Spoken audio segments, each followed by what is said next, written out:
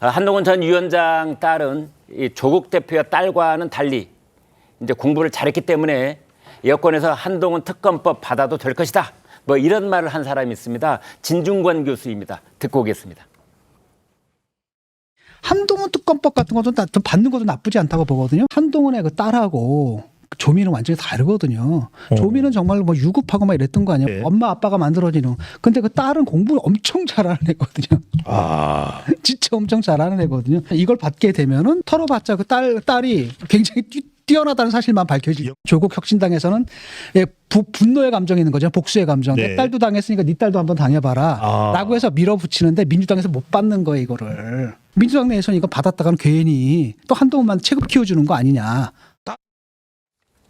네, 양은경 기자께 여쭤보겠습니다. 지금 이제 한동훈 특검법을 지금 내놓겠다 하는 쪽에서의 주장은 이제 본인의 문제, 그다음에 그 딸의 문제 이렇게 얘기를 하고 있는데 법리적으로 보면 어떻습니까? 네, 일단 지금 딸 문제 같은 경우에는 이제 경찰에서 무혐의 불송치 의견으로 네. 송치 자체를 안 했습니다. 이게 이제 과거 같은 경우에는 검수완박, 두 번째 검수완박 이전 같은 경우에는 고발인이 이의신청을 하면은 바로 검찰로 다시 사건이 가거든요. 네. 근데 아마도 지금 시점상은 이제 그렇게 안 되니까 그러면 특검으로 파보자 이제 그런 건데 네. 사실 조국 대표랑은 굉장히 많이 이게 상황이 다릅니다. 아, 예. 당시 같은 경우에는 실제로 뭐 인턴 확인서를 냈는데 인턴을 안 하고 냈다 이런 증언들이 이제 실제 당시에 뭐 어떤 그 활동에 참여했던 학생들이라든지 그런 데서 있었고 또 고등학생이 의학 논문을 썼다라는 이 자체로 굉장히 어떻게 보면 비위를 의심할 수 있는 그런 상황들이 있었는데 네. 한 전 위원장 딸 같은 경우에는 일단 경찰에서 그 무혐의 불송치 근거를 보면은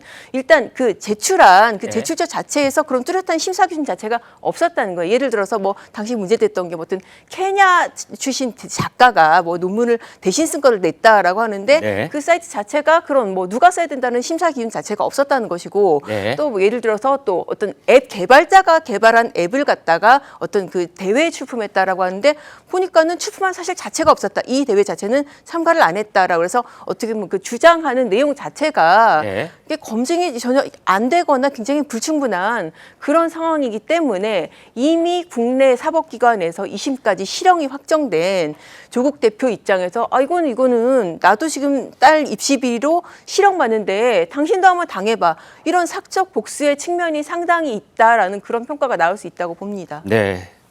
사적 복수 아니냐. 이제 그런데 왜 그런 얘기가 나오는가 봤더니 조국 대표가 하고 있는 발언의 내용을 보면 이제 그런 측면이 좀 있다. 이런 분석입니다.